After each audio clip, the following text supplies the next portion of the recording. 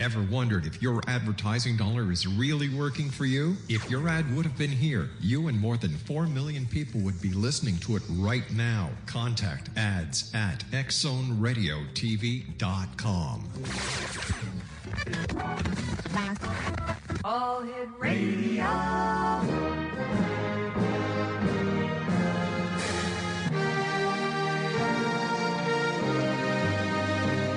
Welcome to the X Zone, a place where fact is fiction and fiction is reality.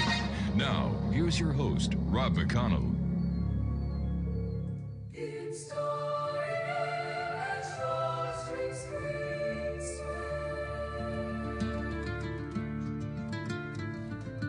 In a world where shadows dance and dreams take flight through the veil of reality into the night, Rob McConnell leads the way, a beacon so bright. With over 35 years, he ignites the light. A voice from the north where whispers are bold, stories untold in the echoes of old. Fact meets fiction in this realm of delight, in the X Zone where dark turns to bright. Welcome to the X Zone, believe and be free, a sanctuary for truth that dare to be seen, where the line between realms gently blurs, in a symphony of voices the mind stirs, with Rob McConnell stories unfold, tales of the unknown that shimmer like gold. Welcome back, everyone. This is the X Zone. I'm Rob McConnell. My guest this hour is Kooch Daniels, and Kooch is a psychic, a tarot, and palmist. She is a crystal reader, astrologer, divination teacher, and oracle creator. Her website is www.mysticsecrets.net. And Kooch, welcome back to the X Zone, dear friend. Oh, thank you so much for inviting me, Rob. Kooch, for listeners who may not have had the opportunity of being with us the last time you were on with us, what first drew you into the world of mysticism and intuitive arts? My soul was there when I was a baby. I just had to follow my inner voice and the light, because if I didn't, I would not be happy. I was following my instinct, my passion, and I knew something that I wasn't supposed to know about where I was going. It's never a straightforward path. It's very yin yang, positive, negative, but I just kept putting one foot in front of the other. And if I would go off my path, the universe would kind of kick me into being back on track of following a psychic mystical journey. Now, Kooch, you've studied both Eastern and Western traditions. How did that shape your path? Ooh, Rob, I started reading palms and tarot cards in front of Ghirardelli Square. I know I've told you that before, when I was like 22, but my heart wanted to experience the true mysticism of palmistry, and I believed that I could find it in India. So I traveled to India to find a teacher to teach me the mystical aspects of palmistry. And I just fell in love with India and the gurus and the mysticism and the wisdom. And I didn't know what I was getting into at that point, but I was being pulled back to, I'm sure, what has to be past lives. And I've connected with very high spiritual, mystical, wise men and women from India. And I've just trusted that path because there is just so much deep wisdom attached to the teaching of Vedic astrology or Ayurveda. It's such an ancient, it's like 4,000, 5,000 year old science, because they consider it to be more a science than a mystical art. But it's just, once you get more involved with the wisdom and the teachings from Eastern traditions, it's really hard to be a Catholic, I was brought up as a strict Catholic, and I was in church every day of my life as a young child, because my parents put me in a Catholic school. So heaven forbid that I would ever talk bad about Catholicism or, the wisdom and the teachings of Jesus Christ. And it's being such a strong force right now by our political leaders in this country. We all have to be evangelist Christians pretty much, or heaven only knows we're going to be burned at the stake. But it's just a deep wisdom that touches on something that we don't touch on in Western philosophy very much. I'm sure some of the monks in monasteries do, but just the regular feeding of our beings that happens when we go to church, it's a totally different experience. I'm hooked on Eastern philosophy. What is it that with Eastern philosophy that draws so many people in? There's probably as many people could tell you differently. For me, it's just the depth of taking what is logic and connecting it with your inner soul understanding and making you feel like you really can evolve spiritually, or this thing called enlightenment, that you really can wake up your higher chakras or your spiritual centers and become more evolved, and that there's an actual path that leads you to communicating with God, and it's connected with your psychic centers and your higher consciousness.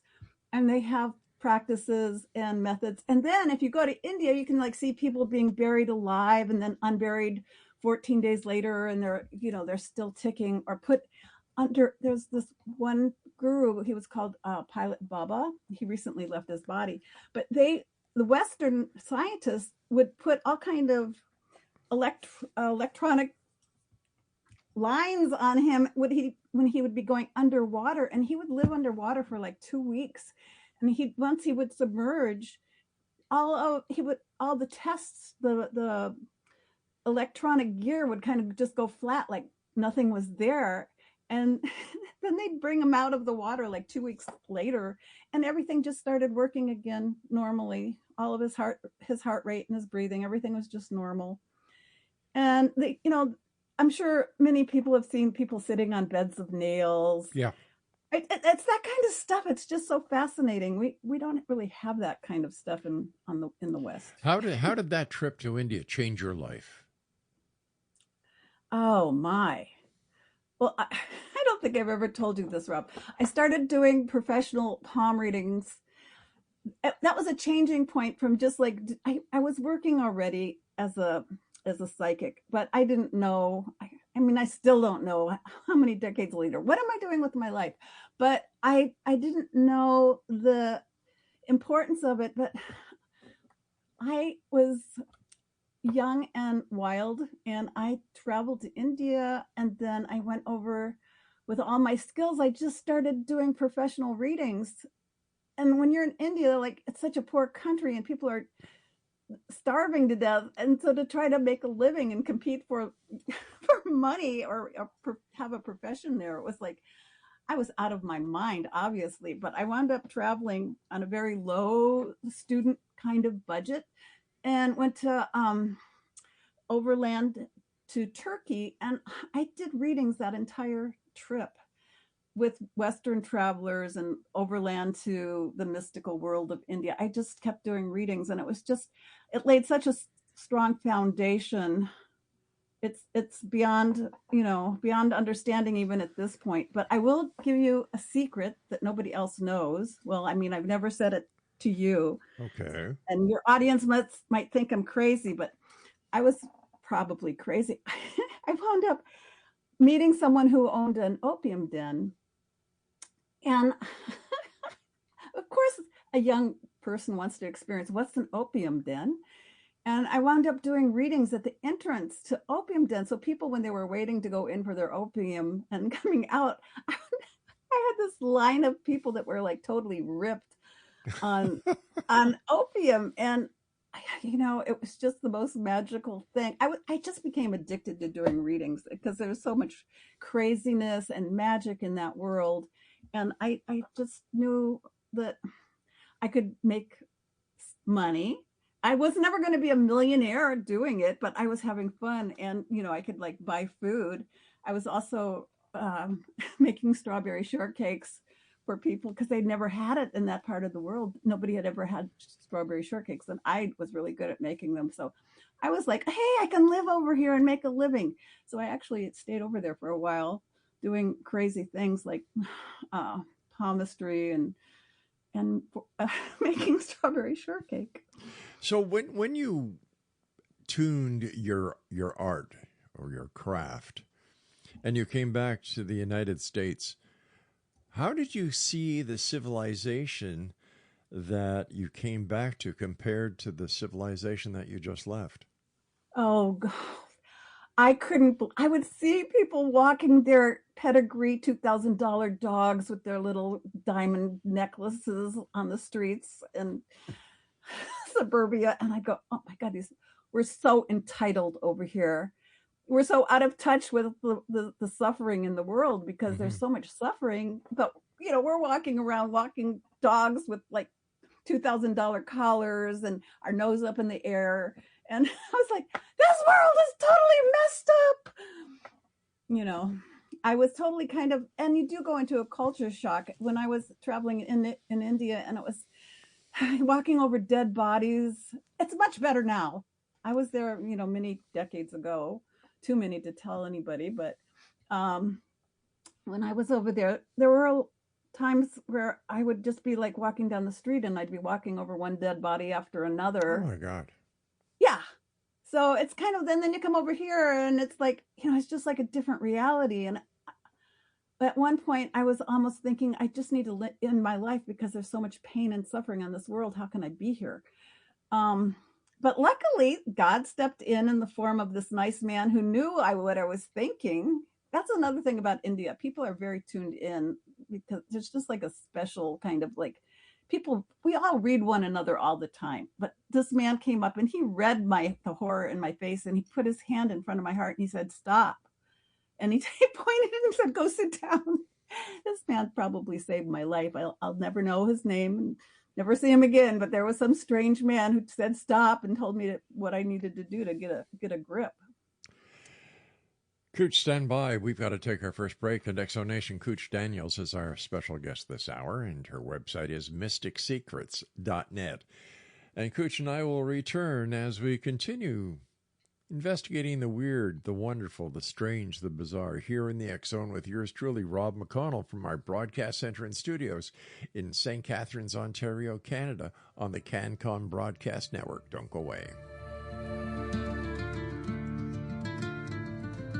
In a world where shadows dance and dreams take flight through the veil of reality into the night, Rob McConnell leads the way, a beacon so bright. With over 35 years, he ignites the light.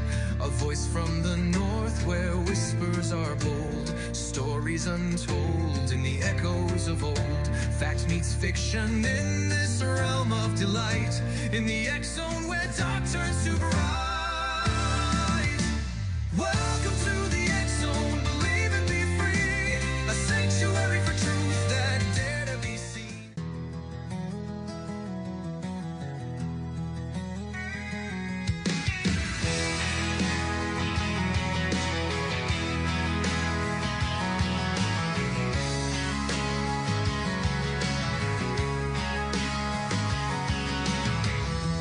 Late night signals whisper through the sky, stories of the unknown drifting by,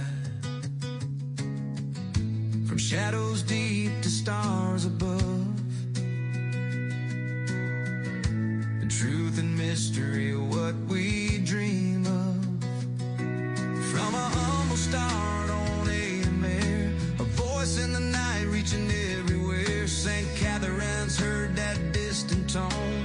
Rob McConnell's voice, the X Zone. Through the years, through the miles, through the questions burdens and the trials.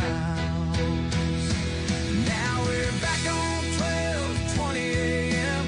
Classic sound, it begins again. CFAJ, your hometown radio, where the truth and the strange still flow. From Ontario skies to the great unknown, with Rob McConnell on the X-Zone.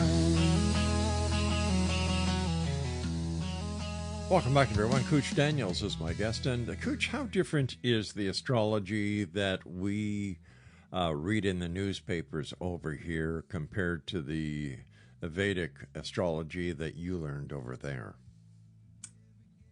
Okay, there is, well, what you see in the newspaper, it's really kind of like just being given a little candy. It's just a little sweetness to like distract you from things and make you think a little bit about what your fortune might be or could be. But there's so much more depth to, even in Western astrology as well as Vedic astrology, there's so much more to what is going on when you look at a person's chart and try to understand the whole picture instead of just the sun sign.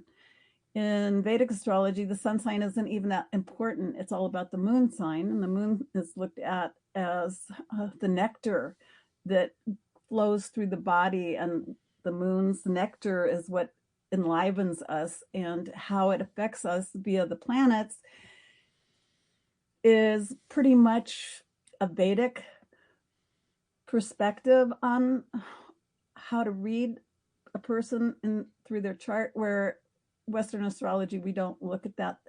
That is a system of what's called nakshatras or lunar mansions. There's 27 locations on the ecliptic that mark the time of a person's birth, that kind of shows their karmic destiny or their personality. So we don't have any of that. That's what separates Western and Eastern astrology. We're solar. We look at the sun sign. And Vedic astrology's the main component is the moon sign. That's a huge difference.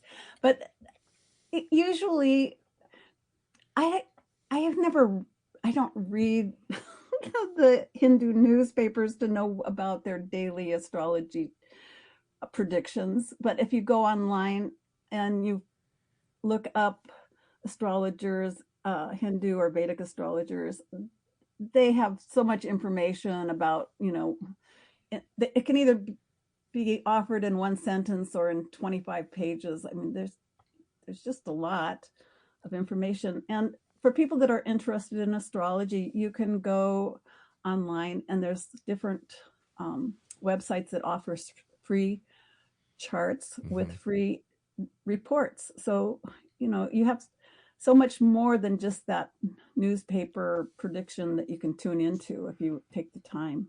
But let me ask you this, Kooch. How did the people who developed astrology know about all the planets way back in the past when, to my knowledge, there were no observatories or even any sort of telescope that could actually see past the closest planets to our system?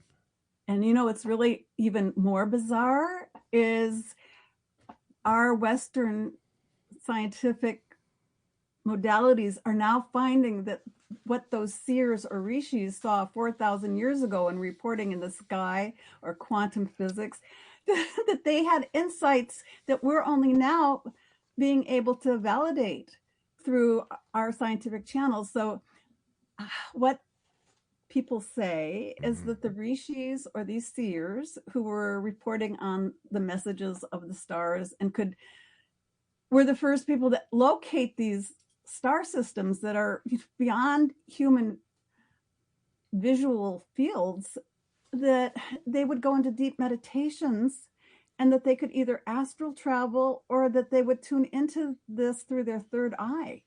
So that a lot of the knowledge was coming through channeling or meditating or astral traveling, leaving the body. And I can validate astral traveling. I learned to astral travel when I was like somewhere between 18 and 19 years old. I was reading a man called Lobsang Rama, and he has about 10 different books out, but his book on astral traveling gave such detailed information about how to astral travel that I, as a young, spunky, curious-minded person, opened up that book, and I astral traveled, Rob, into outer space. And it, I mean, these people, there are certain people that have been given information that have been handed down word of mouth for like thousands and thousands of years on how to connect with the stars and see things that we can't normally see with our regular vision. So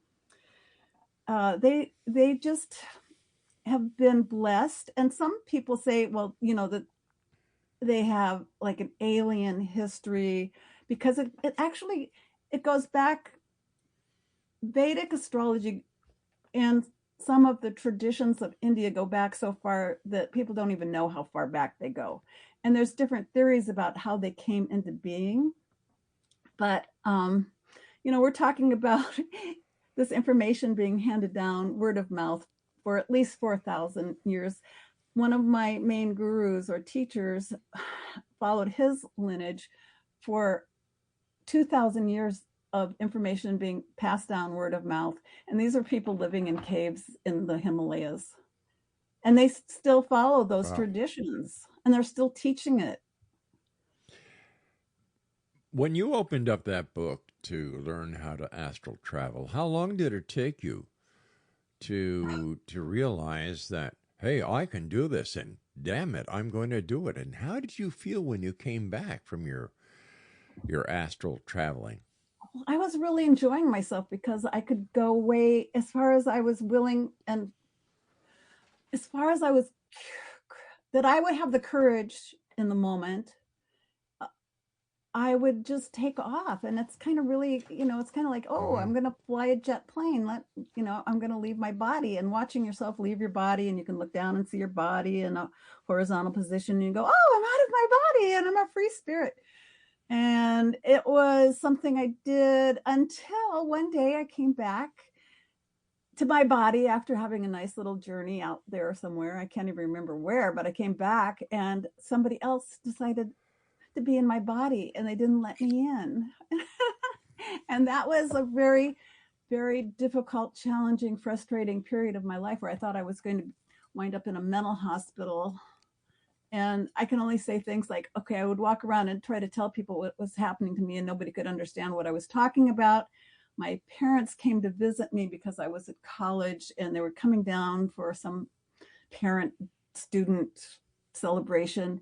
And they both ran to the car after meeting me for like just a short amount of time, going, we're never going to come back again. Something's totally wrong with you. It was really pretty scary.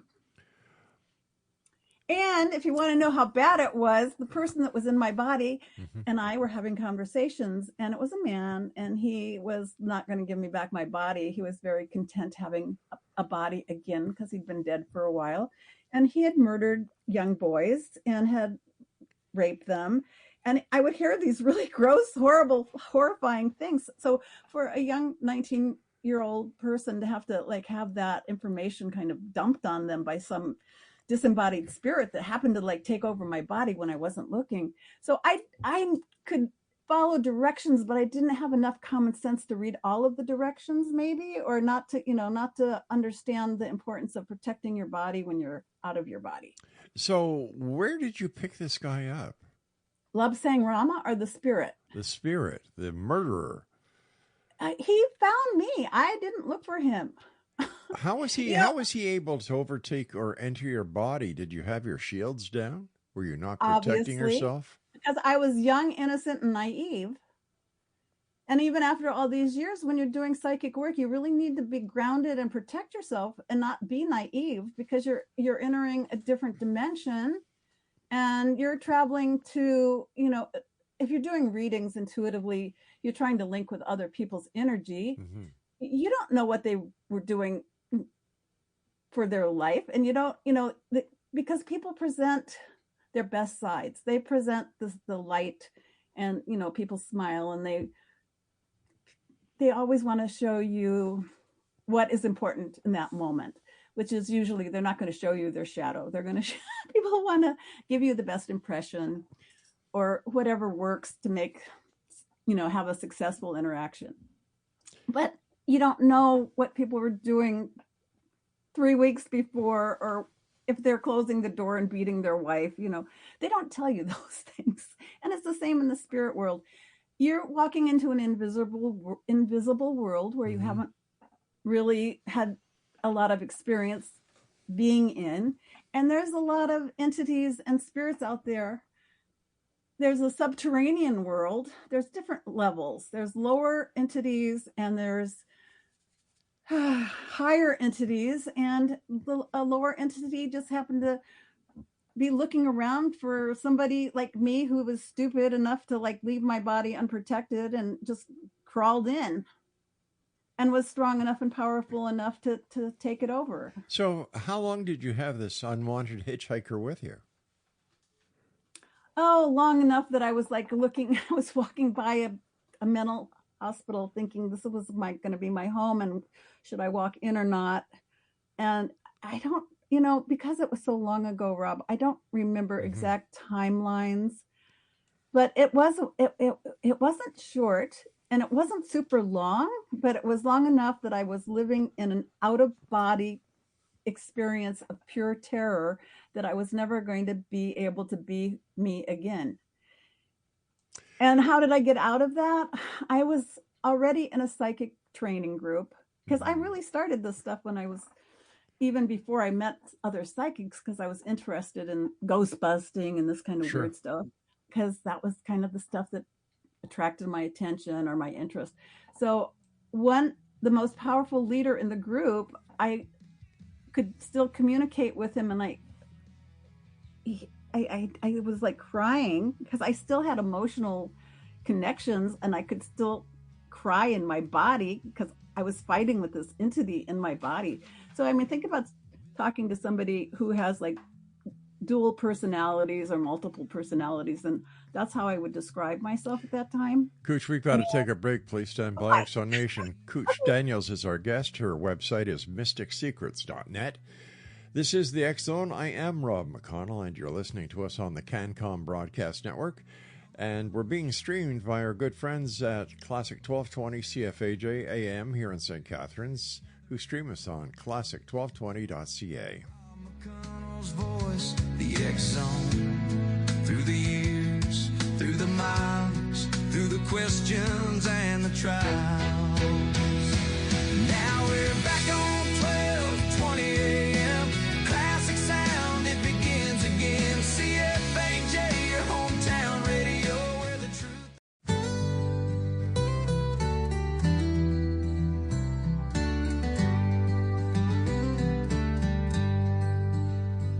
From Newfoundland shores to the peaks so grand, we walk together united in this land. Every culture, every heart, a story to unfold. In this living tapestry, our pride is bold. With the wheat fields waving under skies so wide, we carry within us the Canadian pride. It's more than a passport, it's a bond, it's a song. To be Canadian, where we all belong. Oh, proud to be Canadian, our spirits soar high, with values that connect us like stars in the sky. We stand for each other through thick and through thin, in this beautiful mosaic, together we win. Oh, proud to be Canadian, let the anthem resound, a place full of promise, our hearts are unbound. Kooch Daniels is my special guest this hour, Exo Nation. Her website is mysticsecrets.net. Kooch, out of all the different methods of divinology that you practice, what would you say your most favorite divination is? Oh my gosh, probably whichever one I'm doing in the moment. Oh, that makes sense. I'm really a gourmet. I love experimenting and experiencing probably every one. I've probably, except for, let's see, I haven't really got into reading bones. I don't read candle wax drippings, but all of the other ones, I'm learning to listen to birds and try to understand what they can communicate in a divinatory way. But I don't have a favorite. I think the spirit of all of them are your inner connection with your intuition, your third eye being open that enables you to use them. And some of them, I mean, when I'm out publicly, like I did the Renaissance Fair for 25 years, doing 3 different fairs that were 6 weekends long. So that was like 18 weeks of the year. I would be doing readings from 10 o'clock in the morning till 7 o'clock at night nonstop. And I would use tarot and palmistry because they were quick. And I could, like, you know, if I did a crystal ball or if I did runestone readings, people would want to know more, and it always took more time. So I was like trying to just focus on things that were popular, like the tarot and palmistry. So I've probably done more of those kind of readings. And once I get into astrology, but that always took longer because you have to draw a chart. So those would be private readings compared to just going to an event and doing readings. So I probably have done more palmistry and tarot readings than any of the other ones, but I love all of them. I love my crystal ball. I have a 40-pound crystal ball. I just love it. Wow. Yeah. People can't believe that I can, like, do it. And I go, no, just sit here and, like, keep looking in the ball. So we'll do it together. How does it work? The crystal ball? Yeah. Oh, first of all, you have to totally believe you can do it. If you think it's like, you know, something for TV, but not reality, you're not going to be able to do it. So the first thing is to totally believe that you're going to see something in that ball, and to really know in your heart and your soul that you're going to meet the other person within the ball. I always meet people in the ball. They could be sitting across from me, but I meet them inside the ball. So I always have people look in the ball with me. So we're both looking in the ball. And once we lock gaze inside the ball, it's just like, it's the third eye looking. It's not your normal vision. It's your intuition, however you call the third eye, your psychic sense, your sixth sense. It's a beautiful place to kind of just rest the third eye in the center of a crystal ball. And then it's like a whole new world opens up in that ball. And because I believe I can do it, and I know I can do it, and I've done it before, and I've had really good results, I have incredible, phenomenal experiences with people talking about what I see in the ball. It's always vivid, and it's almost like going to Disneyland, where you are on a ride or something, and you think it's not possible. It's got to be like fake, but it really happens. Because all of this stuff, Rob, is really all about, I mean, how are people psychic or intuitive? We're all intuitive, but some people don't believe in it, or they don't believe they can be. So then they're blocking that ability. Mm-hmm. When they meet somebody for the first time, they're using their senses to try to figure out, is this person trustable? Do I like this person? Do I not like them? Our first connection with people, it's always a psychic connection, because we're reading them. Don't you think? Without knowing it. Yeah, I agree with you. But not very many people understand that. They just say, well, yeah, I got a good feeling about this guy or this gal. Yeah, but where does that feeling come from? Body language, the ability to read. Yeah, and where does that come from? It comes from talking to you. Yeah, it comes from reading energy or the frequency of the motion in the body. Right. Yeah. Has there ever been a time when you have been asked to do a reading for somebody and you wish the heck you hadn't? Oh, God, that's like a hysterical question. If you do any work for like, 25 years, like sitting for 8-hour days doing readings for 25 years at a Renaissance fair for, readings one after another, of course you're going to meet somebody that's a pain in the butt. No, Or somebody that you don't like. Can you please not, go to somebody else. Don't come to me. It's kind no. of like What that. I meant was, have you ever read for somebody that the reading was so horrific that you just could not tell this person what you were seeing? Well, that's called discrimination, or what's a better word? That's like, we are liable when we're out in the world. I mean, everybody is. If you step on somebody's toe, they could sue you. But I mean, when you're offering advice, people are so receptive because they're like, oh, even if they say that they don't believe in you, they're like hoping and they want to hear something about their selves that they don't know or they don't expect. So they're very they're very open. So we're kind of like people that can pour a fountain of worth of water into a cup when somebody's sitting in front of you. And so people have an openness that they don't normally have when they go to readers. Mm-hmm. I believe that to be true because I've seen so much of it happen, because somebody will come back like 15 years later and go, do you remember what you said in my reading? I'm like, oh my God, how could I remember something from 15 years ago? But what was your question, Rob? I'm starting to spin out. Have you been hanging around that opium den again? I've never left. That's how I do reading. Okay. I'm still there. What I was saying was, have you ever done a reading? Yes.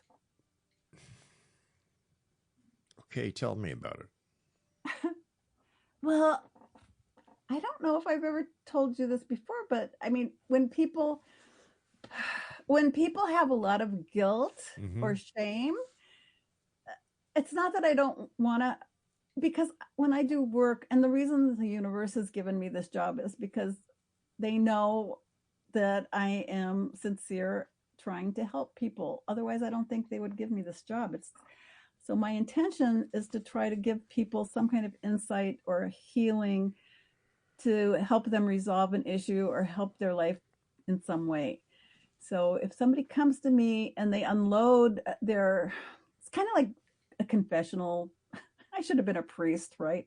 People come in, they unload their sins or their guilt. So some stuff is kind of hard to bear.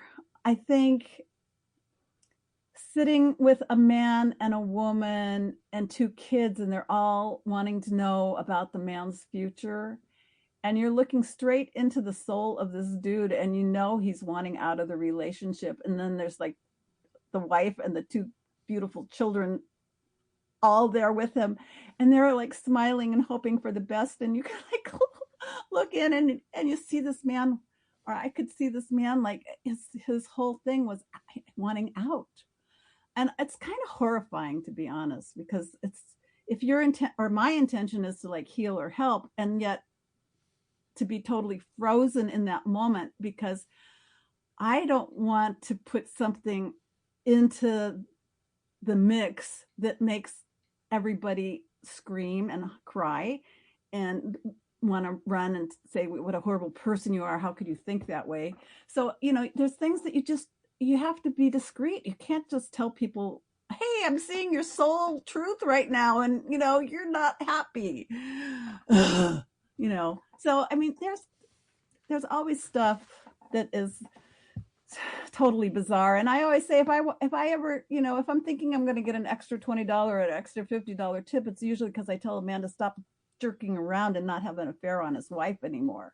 And they go, you can see that. And I go, yeah. And people always want to give me more money. Oh, Rob, you're getting all my nasty secrets tonight. Must be because it's almost the full moon.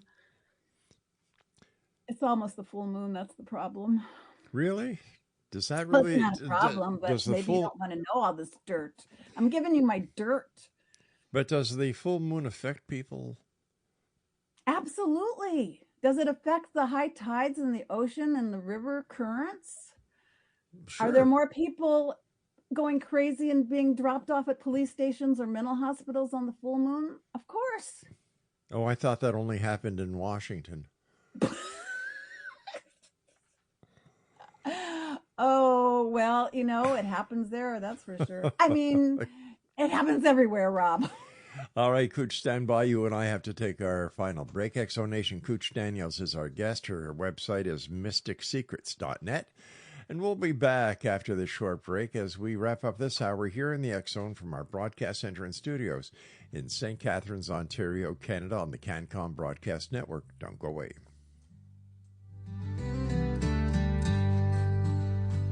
From Newfoundland shores to the peaks so grand, we walk together united in this land. Every culture, every heart, a story to unfold. In this living tapestry, our pride is bold. With the wheat fields waving under skies so wide, we carry within us the Canadian pride. It's more than a passport, it's a bond, it's a song. To be Canadian, where we all belong. Oh, proud to be Canadian, our spirits soar high, with values that connect us like stars in the sky. We stand for each other through thick and through thin. In this beautiful mosaic, together we win. Oh, proud to be Canadian, let the anthem resound. A place full of promise, our hearts are unbound. From the north.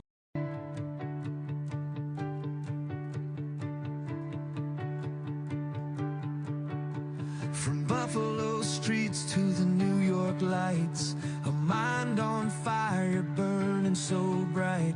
He walked with legends hand in hand. Michael Jackson, John Mellencamp, Billy Joel sang, Prince played his part. ZZ Top rocked straight from the heart. Through every note, through every tune, the world was changed by Howard Bloom. Howard, the man who invented the 6 days. Your voice echoes on through the decades of history. From music's great halls to the books that you write, you turn the dark into radiant light. Howard, your spirit will always shine through. A brother, a mentor, a friend, tried and true. Kooch Daniels is our guest this hour. mysticsecrets.net is her website. And Kooch, you speak about unlocking human potential. What holds most people back? Their belief system. If a person, I'm still trying to unlock my potential because I'm a firm believer in that enlightenment is part of the journey that all of us are here for. So it's like, what's my potential to unlock that path? I'm working on that, but I think they don't believe that it's possible, or like being psychic isn't possible, or that they can't make $1 million. Like they feel like it's other people have that and they don't have it or something. So it's as we believe, so we create, which calls in the power of manifestation, because so many people are talking about manifestation. And if you chant, I want to be happy, I'm going to be happy, every night before you go to bed, that you're going to wake up and you're going to feel more happy. And that's possible, especially if you believe that you're going to be more happy. Then you're planting seeds, and those seeds start sprouting. But it's not just what you're thinking and telling and talking about to yourself. It's the energy, the dynamic complex inner nature that is set almost like all those dials that you tune to be able to do this broadcast. There's so many dials and antennas and, you know, all the work that you have to do. We've done that internally. So if we aren't totally tuned in inwardly and dialing all those dials and making the difficulties that we face just kind of like fine tuning everything so that there's inner harmony, because what we are inside is what is the outcome of our belief system and our experiences. So everything has to kind of be fine tuned to be able to fulfill your potential or to manifest. Kooch, do you believe our lives are predestined, or do we create our own reality? I think it's kind of a mix. Okay. I know I would not have believed when I was signing up to go to college and trying to figure out who am I going to be when I grow up. I would never have believed I was going to be a palm reader. No, never, never, never, never. But the universe kept pushing me. Every time I go to the left, they would push me to the right so that I was always on the right path. And I think that was destiny. It was like I was born to live the life that I'm living. And I'm so thankful. But was it destiny? Or was it, you know, that I believed that the excitement and the positivity that I felt when I was doing readings was that the magic? I think it's a combo. How important is self-awareness when it comes to spiritual growth then? Well, if your eyes are closed, you can't see very much in front of you. If you're a visual person, or if you think that you can't open your third eye, it's kind of like, you know, it's closed. So it's all, I really believe it's all about belief, your belief in yourself. You know, you've written multiple books. What inspires your writing? I got to a place where I just wanted, I was so thankful for the gifts I've been given. I mean, Rob, I could tell you so many stories. You don't have time to listen. Even if you had me on the radio for like every day for, you know, a year, I just still have more stories because it's, you know, my whole life has been all these incredible stories working in the psychic world.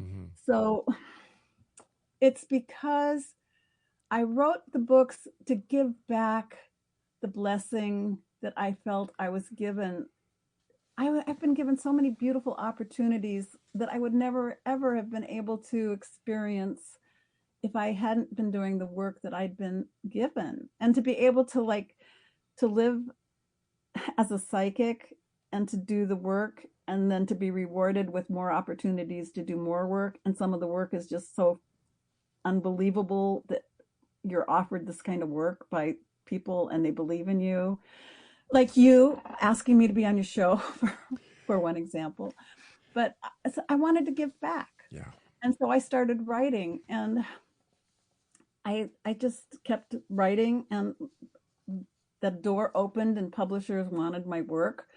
And so most of the writing I did has been published by publishers, which gives you more credibility than if you're self-publishing, Sure. But self-publishing gives you more money than publishers. That's a long story. And now the last time I was writing, I just decided that was it for now. I need to take a rest. So I stopped writing for the last year, but I'm writing again because I miss writing and I love writing, and it's just another creative outlet. You know, in your book, Stars, Cards, and Stones, you connect multiple divination systems. Why is that important? I hadn't seen other people linking those three systems. And because I'd been working with them systematically, I could work with them, and it's kind of like grasp the importance of the symbols through archetypes, which took me to more psychological viewing of the stuff and trying to dive in to what are archetypes and seeing that archetypes tied them all together. So all these different mediums, they have different images and symbols that talk about things and create a connection with the subconscious where our psychic energy thrives. But they all are I mean, if I'm talking about a symbol that represents mother, everybody, it's universal. Everybody can understand the concept, or they have a connection with mother. We all have a connection with the umbilical cord. Nobody got here without mother. So that's the archetype energy. So I loved studying Jung when I was in school, and it was just a way of kind of like bringing things together. And I hadn't seen anybody else writing about it, so I jumped into comparing the three divinatory arts through the archetypes. How does your background in psychology influence your teachings, Kooch? Probably what I just said was one of the influences. I think I was just trying to be a therapist. That was, I was always, because my parents were really embarrassed that I would be doing readings and that I was running around talking about being an intuitive or being psychic or whatever I was saying. And I was shaming them. And so I wanted to try to be better. And I definitely feel a connection with the healing modalities. And I wanted to know more about the mind. So I connected with psychology and the world of psychology. And I was planted at a humanistic psychological program, and it was great fun, wonderful learning. And so I studied psychology, and that helped and have more respectability with the work going into like corporations and working with corporations, which I've done a lot of. Yeah. And just having the confidence to like, feel like, okay, I've got a background to be able to talk to people about stuff that's, affecting them psychologically. I worked in a mental hospital for 2 years in the locked ward. I paid my dues, Rob. Well,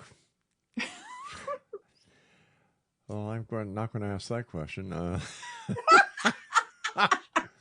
Oh, you don't even want to go there. Okay. Let me ask you this then. What's your take on the growing public interest in the metaphysical and the paranormal? Because people are waking up more. And when I started all this stuff, I was really chased out of places for doing the work that now people are like, please do this work. We want this work. So there's a lot more acceptance because of people like myself that would run around like doing service to humanity by offering readings and helping people feel better about themselves. And I think there were other people. I wasn't the only psychic running around trying to, like heal people or make people feel better through looking at their tarot readings or their palm or whatever. So I think we did a lot more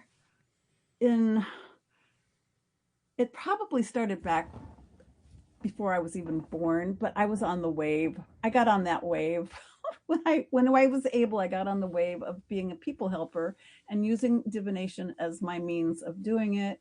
And I think that it's just kind of like that wave has gotten bigger and bigger until it's really fashionable. Tarot cards are on clothing, and those clothes, I can't even afford those clothes. So it's like, what happened that I can't even afford to buy like a jacket with tarot cards on it? I'm a tarot reader, for God's sakes, because it's fashionable. It's high fashion. And our minds are just way more open to like, what's behind the veil? What is the mysteries?